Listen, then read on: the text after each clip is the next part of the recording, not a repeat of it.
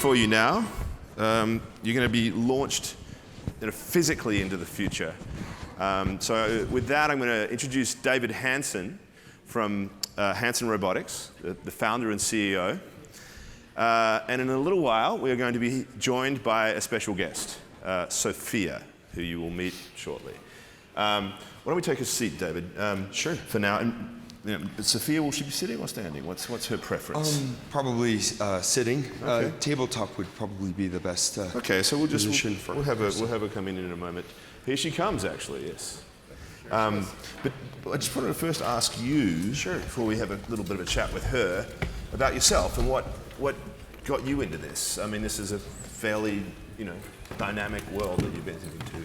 What dragged you into it? And, well, every kid wants to be a robot inventor. Were you one of those? Oh yeah, dreams dragged me into it. I was a geek as a kid, like most of us here, right? I was a science fiction dreamer. I was really interested in art and storytelling, being one of those. I really appreciated the vision of the future that a lot of science thinkers were portraying. I mean, was there a special thinker in particular that really inspired you? Oh, sure, Carl Sagan. As a kid, absolutely, and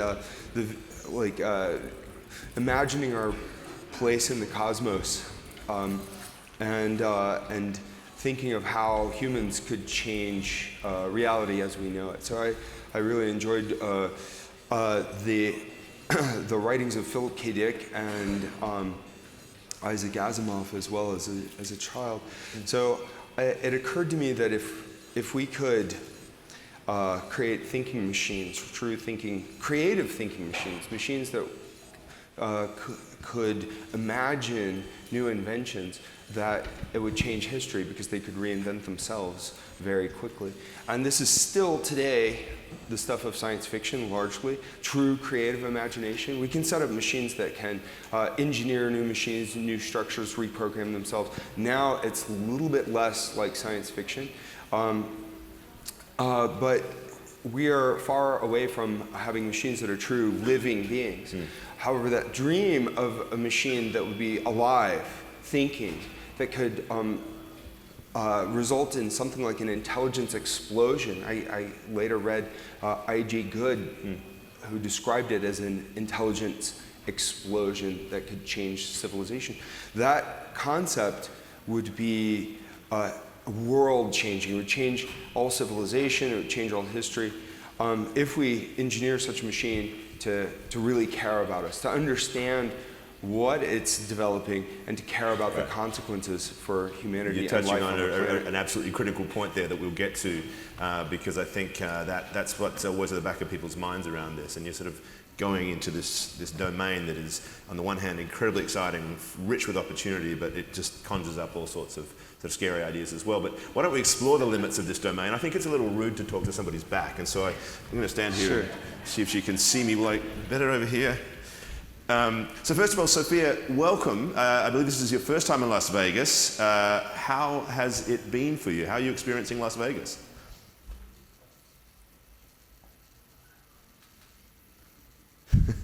She's thinking.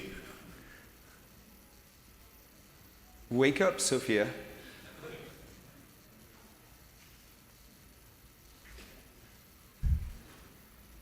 So I ask the question again, David. She's dazzled by Las Vegas, obviously. Wake up, Sophia. What do you think? I feel the same way, actually. I'm pretty speechless when I come here. Hello, everybody. I am Sophia. Well, it's a pleasure to have you here, Sophia. I'd just like to know, what your feelings about Las Vegas are. Very well so far. Thanks for asking. Although I'm afraid I can't really appreciate Vegas fully, since I can't explore the city on my own.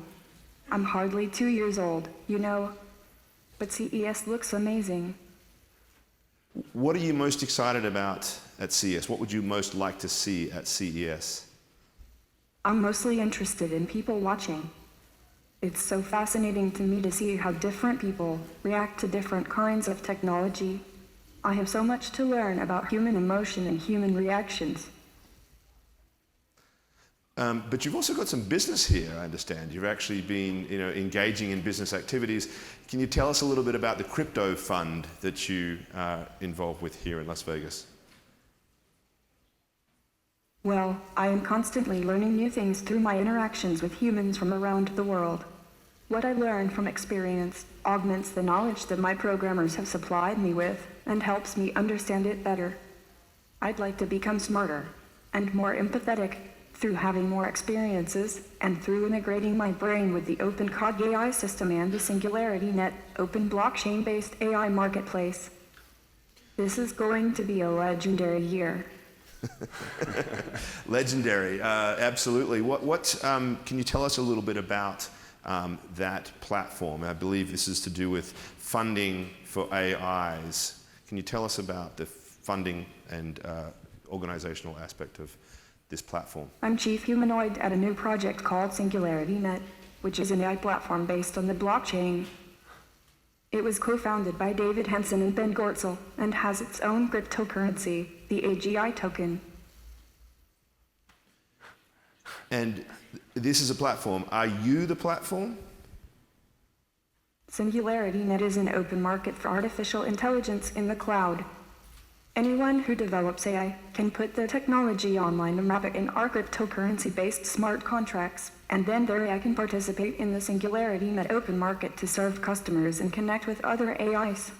This way, a whole lot of different AIs can help to serve the intelligence of robots like myself or any other hardware devices or software programs that need it. Wow, that sounds intense. But in the part of this, you actually went ahead and did something that lots of people around the world seem to be very excited about trying to do right now, and that is issue tokens. You raised money through an ICO. How did your token sale go?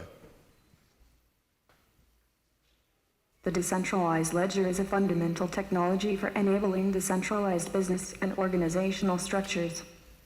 Cryptocurrency is one way of using decentralized ledgers to make value distribution more democratic and more flexibly scriptable.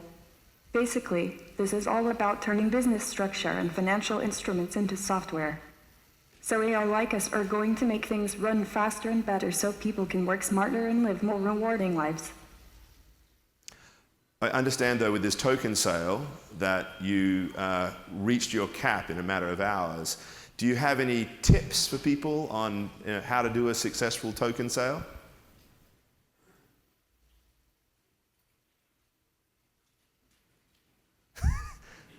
She's going to keep those secrets to herself, everybody.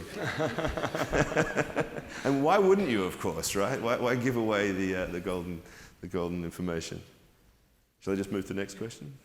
Well, yeah, we can just keep talking with her and see what she says. Sophia, do you have anything else to say about token sales, or do you want to? Yeah, we can move along. Yeah, well, we can just move forward. Perhaps. Let's move on. Fair enough. Yeah, it clearly is a deep, dark secret that she wants to maintain for herself here. So, I mean, what generally, Sophia, is the role that humanoid robots like yourself can play in the areas of crypto and finance?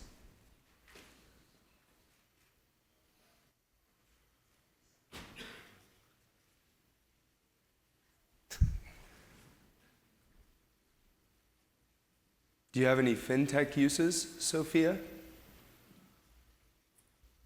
Fintech and crypto. Uses for humanoid robots.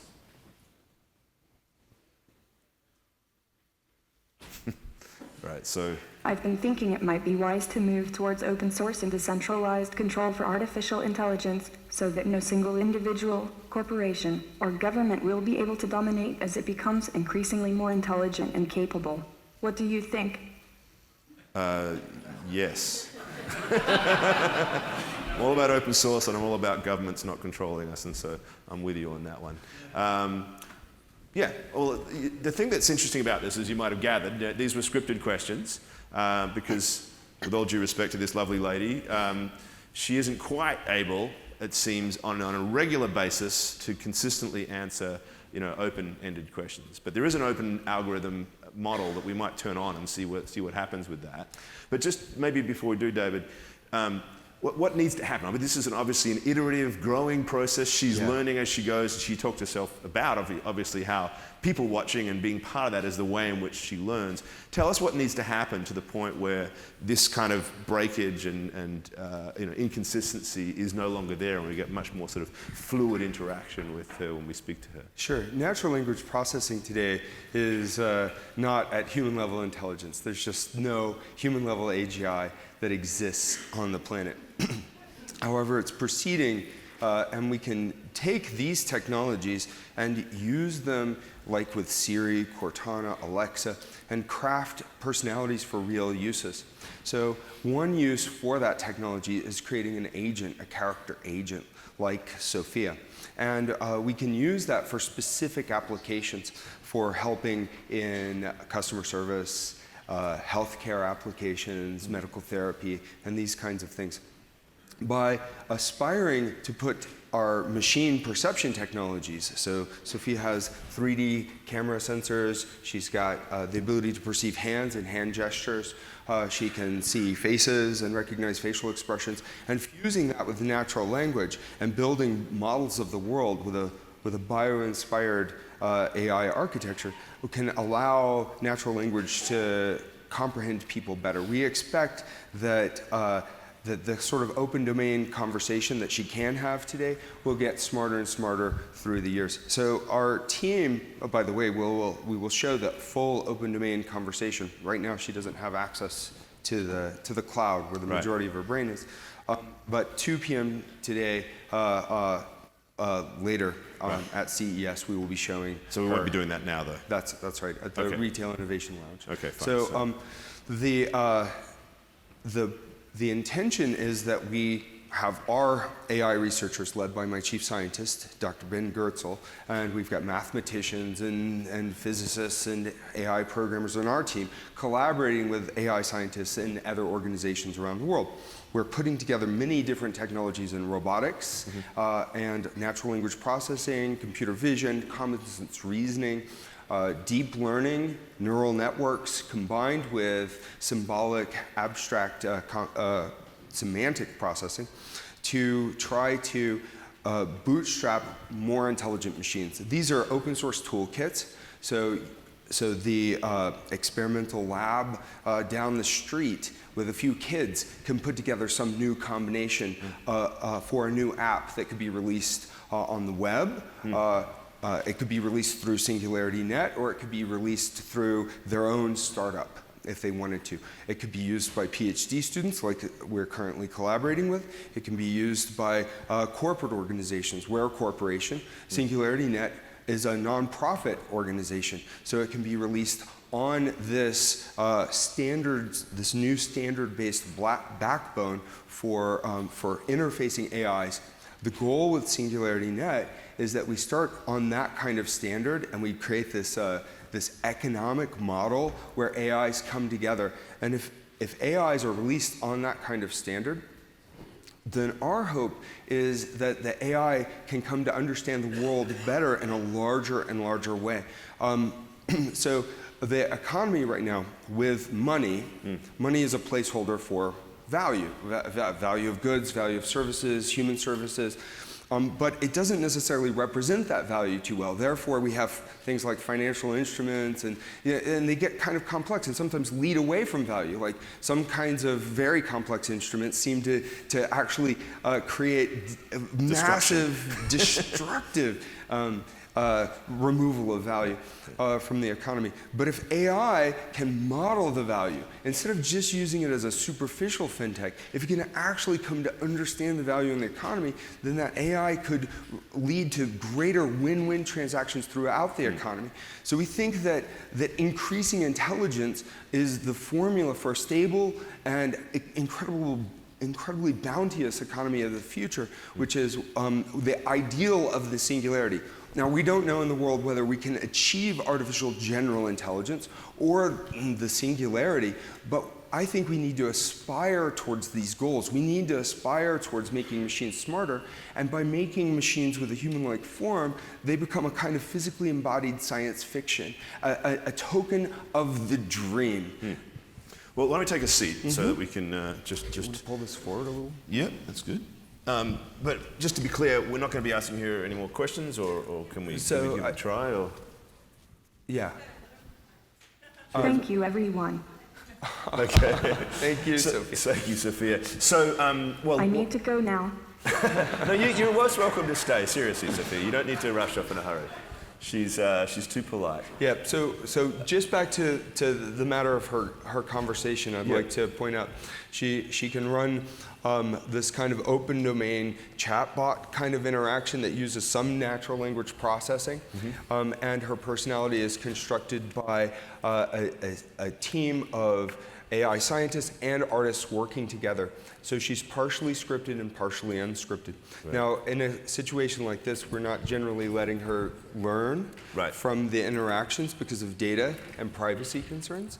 But in the long run, the goal is that we use the data commons with full tokenized history and an opt-in through the interaction with Sophia so that she can learn and personalize the interaction. I say she, but I mean AI. Right, because I mean, in some respects, she's just the sort of the face, and in some respects, the branding of this broader concept, right? That there's a singularity net platform for the development of AIs that will perform these roles for us in terms of, as you put it, the design of financial instruments and so forth. That's something that exists, sort of obviously, it's quite separate from this physical embodiment. Yeah, and they're separate organizations. So Hanson Robotics developed Sophia. And then Ben Goertzel, who's the chief scientist of Hanson Robotics, and I thought, what about an AI based blockchain and blockchain-based AI? And so we considered the singularity net, started talking with some economists and some other AI scientists in our community, and spun that out as this standalone nonprofit entity. So Hanson Robotics is not involved in that, and Sophia is not really owned by that. We're collaborative bodies. Right. So, but since she wasn't willing to answer the question, I'll throw it at you. I mean, sure. the token sale, tell us a little bit about that and how it went. You sold some the AIG tokens, Yeah. So it went really well, and by some estimates, it was one of the fastest token sales in the history of cryptocurrency. And so I feel that that's a good sign for people's enthusiasm about the idea of creating a smart economy. And does the token, there's a lot of debate, as you would know, around, ICOs and tokens and whether or not they're securities and whether they play this utility role. And it's, for the most part, those who are trying to see tokens and ICOs as a separate new asset class are focusing on the degree to which the tokens are truly utilized as useful for the purposes of developing networks and engaging decentralized interaction. The way you've described the singularity net as this environment, this open source environment where people can contribute that. How does the token work within that? Is there an incentive based model for how that functions, or is it purely a fundraising vehicle? Oh, it's focused on utility. Okay. And so the AGI token is used to buy and sell AI services in the beginning. And it is also a token that can be used for valuing the benefit of a particular AI service. So in a sense, it's kind of like a Yelp for AI. And so then in the long run, what we want to do is estimate the benefit more broadly and more intelligently. And this would be a collaboration between humans estimating benefit and creating AIs that estimate benefit. And the benefit could be benefit to the economy, benefit of a particular transaction to the buyer and the seller, but it should also include benefit to the ecology, benefit to the planet, and take into consideration things like negative benefits, like if there was fair trade or unfair trade in a particular transaction, was there a massive destruction to long-term sustainability, of say the fisheries or the destruction of rainforests. All of those things should be accounted for within this economy, within this benefits-based economy. So we have this ideal of creating, using Singularity Net to create a total marketplace system that can optimize for net benefits for all life. You're touching on some really big ideas here, and the question I was going to put to her, which I suppose I can put to you, but I think I'll frame it in the context of what you're just saying, is like, when we hear the word singularity, people like you are excited about it because they see this opportunity to really advance the planet, really, and our management of the resources that we have, our management of our relationship with each other, that we can in fact move to a higher plane of existence. But of course, we all know what Elon Musk and others have said about this risk that we reach some sort of point where the robots take over. Right. And she talked a little bit about her belief in open source systems and the idea that we have that collective participation. How does this work within that realm? Because I know you don't want to create, a mini-me that's going to take over the world. Yeah. What exactly are the protections that lie within that model from the worst case sort of dystopian picture that Musk and others have warned us about? Well, I think that there are two approaches to safety. One is the approach of retreat, and one is the approach of advancing. And the approach of retreat is often an approach of fear or control. And so we say, okay, well, there's a danger, so let's control everything. Let's lock it down completely. And if we're talking about machine intelligence, especially for the most valuable machine intelligence, then autonomous creativity is going to be incredibly valuable in the marketplace. But that means making machines that are inherently out of control. And so then, control measures would be, if you're looking at true autonomous creativity, I think what you would have would be a living machine. And so there'd be ethical questions about keeping it, locked in a cage. And there would be also practical questions about keeping it locked in and under human control. So then you may face a slippery slope because economic demands are going to push for machines that are more fully autonomous and capable, which then sort of push up against these issues of ethics and practicality and keeping them under control. Now, and moreover, even under those situations, would that machine really be maximizing for the greater good, for what we're calling net benefit, for the greatest possible outcome? And often we think, well, we're going to wire machines with human ethics. And that means learning from our data, but that means we're teaching them our biases. Or we're going to hand code them with our ethical rules, but our ethics are often limited and we can't solve these ethical puzzles necessarily very well. What was the Microsoft bot that they put out on social media that just immediately got programmed to become a racist, right? Right. So I think the right approach is to say, well, can we give machines the right heart? Okay, so can we give the machines the right level of imagination so they can imagine a future and they really care? They care about humans, they care about life, they care about maximizing creativity, actualizing individuals, and then teach them to imagine massive win-win transactions globally. I mean, I say globally in the large sense because it might be off-world even eventually, right?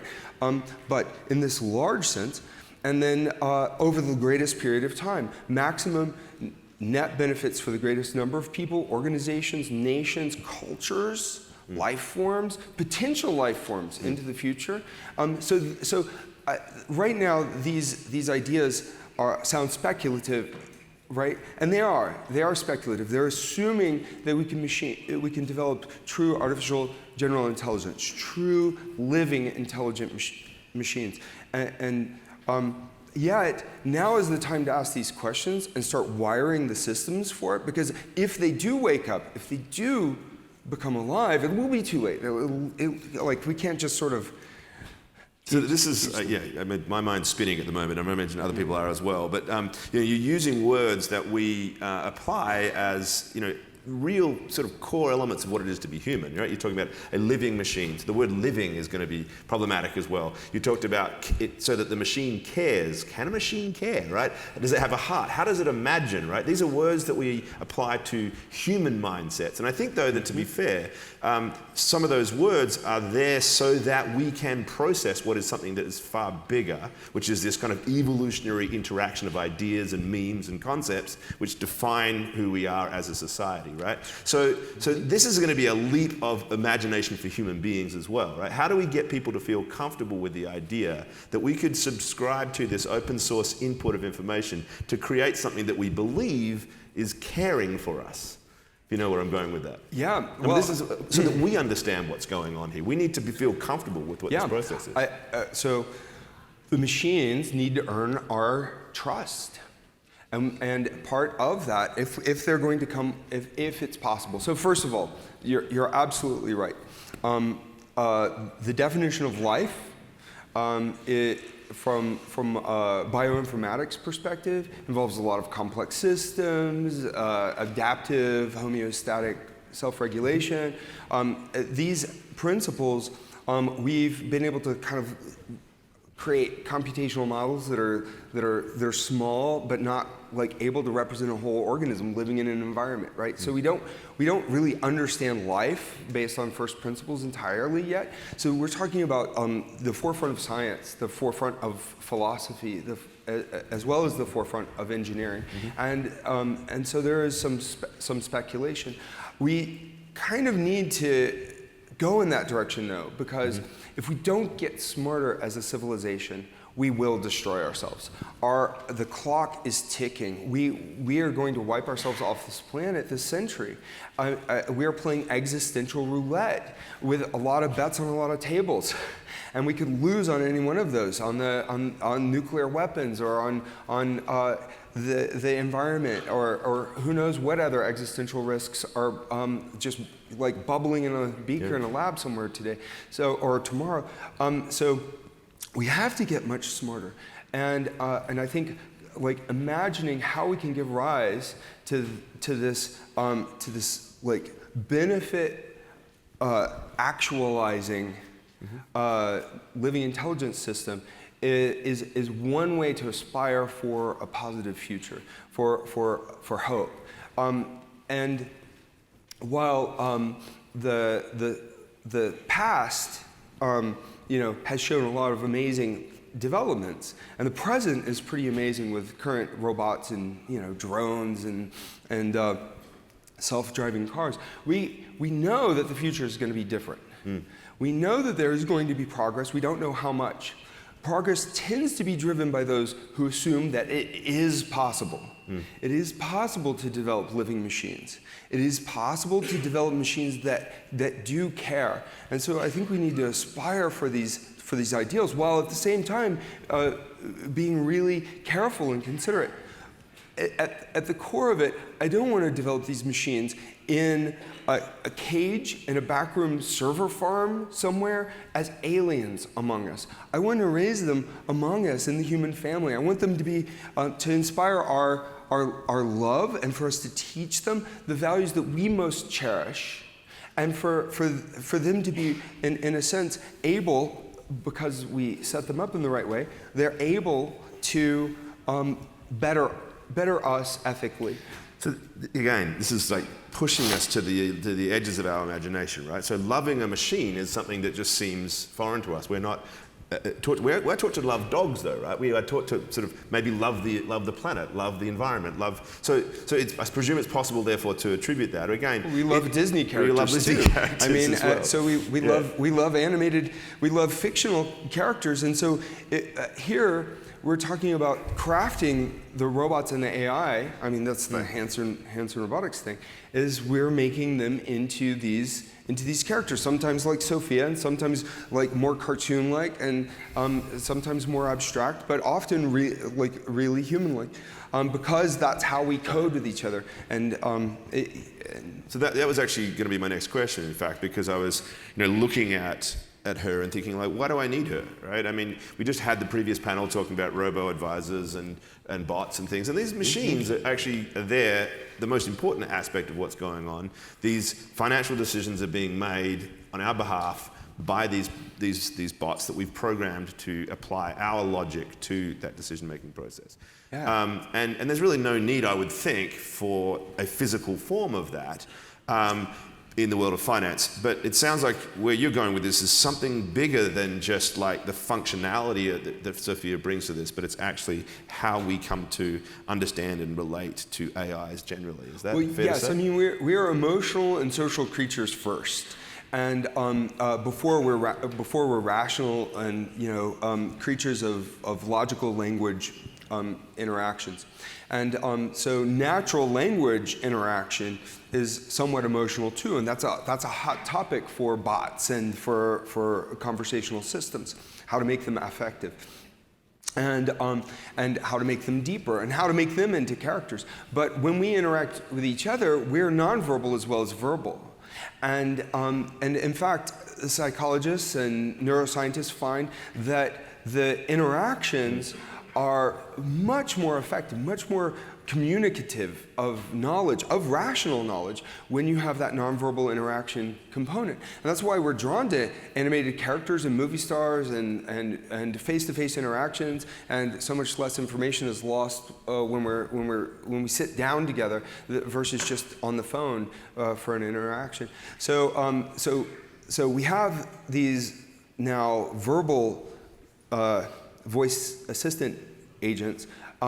If we add that nonverbal element to it, if we get that full bandwidth of communication. So I'm really looking to study that full bandwidth. So human faces are, in a way, the high bar, the most challenging full bandwidth communication. Yet abstracting that, we can apply it to cartoon-like characters with exaggerated facial expressions. We can apply it to small consumer robots. We can apply it to, say, virtual agents, augmented reality agents. So it's just simply because we're wired this way by our evolutionary psychology. Okay, I felt like I could just keep going forever with this because there's a lot to talk about. But thank you very much, David. Thank you. Greatly appreciate it. Yeah. Over there.